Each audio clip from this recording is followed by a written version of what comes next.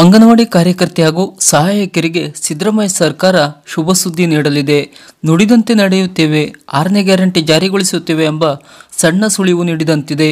ಈಗಾಗಲೇ 5 ಗ್ಯಾರಂಟಿ ಸಾರ್ವಜನಿಕರಿಗೆ ಮೀಸಲಿಟ್ಟಿದ್ದು ಜಾರಿ ಕೂಡ ಮಾಡಿದ್ದು ಫಲಾನುಭವಿಗಳು ಇದರ ಪ್ರಯೋಜನ ಪಡೆಯುತ್ತಿದ್ದಾರೆ. ಈಗ 6ನೇ ಗ್ಯಾರಂಟಿಯ ಚರ್ಚೆ. ಇದು ಕೇವಲ ಅಂಗನವಾಡಿ ನೌಕರರಿಗೆ ಮೀಸಲಿಟ್ಟಿದ್ದು.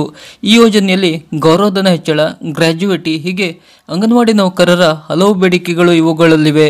ಇತ್ತೀಚೆಗೆ ಅಂಗನವಾಡಿ ನೌಕರರು ಹಾಗೂ ಸಂಘಟನೆ ಬಜೆಟ್ನಲ್ಲಿ ಗೌರವಧನ ಹೆಚ್ಚಳದ ಬಗ್ಗೆ ತೃಪ್ತರಾಗದೆ ಮತ್ತೆ ಫ್ರೀಡಂ ಪಾರ್ಕ್ನಲ್ಲಿ ಪ್ರತಿಭಟನೆ ಹಮ್ಮಿಕೊಂಡಿದ್ದರು. ಅಂದು ಹೋರಾಟ ನಿರತ ಅಂಗನವಾಡಿ ನೌಕರರ ಪ್ರತಿಭಟನಾ ಕಾರ್ಯಕರ್ತೆಯರನ್ನು ಭೇಟಿ ಮಾಡಿದ ಮಹಿಳಾ ಮತ್ತು ಮಕ್ಕಳ ಅಭಿವೃದ್ಧಿ ಇಲಾಖೆ ಸಚಿವೆ ಲಕ್ಷ್ಮೀ ಹೆಬ್ಬಾಳ್ಕರ್ ಅಂಗನವಾಡಿ ನೌಕರರ ಬೇಡಿಕೆಯನ್ನು ಆಲಿಸಿ ಸಂಘಟನೆಯ ಜೊತೆ ಸಭೆ ನಡೆಸುವುದಾಗಿ ಭರವಸೆಯನ್ನು ನೀಡಿದರು. ಅದಾದ ನಂತರ ವಿಧಾನಸೌಧದ ಸಚಿವರ ಕಚೇರಿಯಲ್ಲಿ ಅಂಗನವಾಡಿ ವಿವಿಧ ಸಂಘಟನೆಗಳೊಂದಿಗೆ ಸಭೆ ನಡೆಸಿ ಚರ್ಚಿಸಿದ ಬಳಿಕ ಮಾತನಾಡಿದ ಸಚಿವರು, ಗೌರವಧನ ಹೆಚ್ಚಳ, ನಿವೃತ್ತಿಯಾದ ಎಲ್ಲರಿಗೂ ಗ್ರ್ಯಾಜುಯಿಟಿ ನೀಡುವುದು ಸೇರಿದಂತೆ ವಿವಿಧ ಬೇಡಿಕೆಗಳನ್ನು ಈಡೇರಿಸುವಂತೆ ಸಂಘಟನೆಗಳು ಒತ್ತಾಯಿಸುತ್ತಾ ಬಂದಿವೆ. ಅಂಗನವಾಡಿ ಕಾರ್ಯಕರ್ತೆಯರ ಹಾಗೂ ಸಹಾಯಕಿಯರ ಹಿತ ಕಾಯಲು ನಮ್ಮ ಸರ್ಕಾರ ಬದ್ಧವಾಗಿದೆ. ಮುಖ್ಯಮಂತ್ರಿಗಳಾದ ಸಿದ್ದರಾಮಯ್ಯ ಜೊತೆ ಚರ್ಚೆ ನಡೆಸಿ ಬೇಡಿಕೆಗಳ ಈಡೇರಿಕೆಗೆ ಕ್ರಮ ವಹಿಸಲಾಗುವುದು ಎಂದು ಭರವಸೆಯನ್ನು ನೀಡಿದರು. ಈಗಾಗಲೇ ಸರ್ಕಾರ 2023-24ನೇ ಸಾಲಿನ ಆರ್ಥಿಕ ವರ್ಷದಿಂದ ಜಾರಿಗೆ ಬರುವಂತೆ ನಿವೃತ್ತಿ ಬಳಿಕ ಗ್ರ್ಯಾಜುಯಿಟಿಗೆ ಆಡಳಿತಾತ್ಮಕ ಅನುಮತಿ ನೀಡಲಾಗಿದೆ. ಈಗಾಗಲೇ ಮಾರ್ಗಸೂಚಿ ಹೊರಡಿಸಲಾಗಿದೆ. ಸಂಘಟನೆಗಳ ಬೇಡಿಕೆಯಂತೆ 2011ರಿಂದ ಗ್ರ್ಯಾಜುಯಿಟಿ ಜಾರಿಗೆ ತರಲು ಪ್ರಯತ್ನಿಸಲಾಗುವುದು ಎಂದು ಸಚಿವೆ ಭರವಸೆಯನ್ನು ನೀಡಿದರು. ಅದಾದ ನಂತರ ಇಂದು ಬೆಳಗಾವಿಯಲ್ಲಿ ನಡೆದ ಸಭೆಯನ್ನುದ್ದೇಶಿಸಿ 6ನೇ ಗ್ಯಾರಂಟಿಯ ಸುಳಿವನ್ನು ನೀಡಿದ್ದಾರೆ.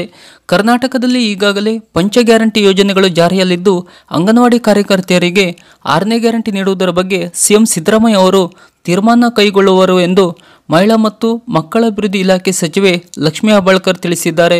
ಭಾನುವಾರ ಬೆಳಗಾವಿಯಲ್ಲಿ ಸುದ್ದಿಗಾರರ ಜೊತೆ ಮಾತನಾಡುತ್ತಾ, ಕಳೆದ ಬಾರಿ ಸಿದ್ದರಾಮಯ್ಯ ಅವರು ಮುಖ್ಯಮಂತ್ರಿಯಾಗಿದ್ದಾಗ 2017ರಲ್ಲಿ ಅಂಗನವಾಡಿ ಕಾರ್ಯಕರ್ತೆಯರ ಗೌರವಧನ ಹೆಚ್ಚಿಸಲಾಗಿತ್ತು.